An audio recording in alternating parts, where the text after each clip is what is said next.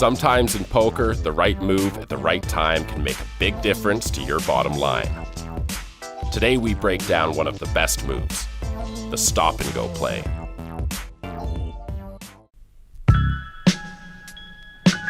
A stop-and-go is a special move that comes in handy when you're really short-stacked in a tournament. It starts with you in the small or big blind, and another player raising before the flop.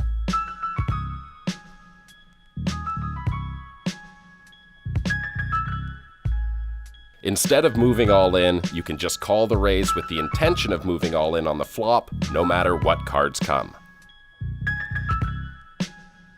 The problem with just moving all in before the flop is that the original raiser will be getting a really good price to call your shove, putting you at risk of elimination. But if you just call, your opponent will miss the flop a lot of the time, and when you move all in,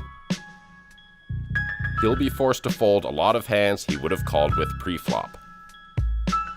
To use the stop and go successfully, you have to remember 3 things.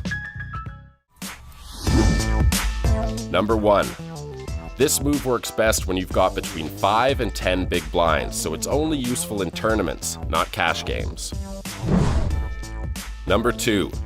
This move works best when you have big cards or a pocket pair, because your hand will have better equity if you do get called on the flop. And number 3. This move works best against short to medium stacks. If the raiser has a huge stack, they'll be way more comfortable calling with a wider range on the flop. The whole point of this move is to win the pot without putting yourself at risk of elimination. If your opponent is raising with 2 unpaired cards, he's going to miss the flop about 2/3 of the time. By putting him to a decision on the flop, he's likely to fold a lot of hands that he would have been right to call with pre-flop.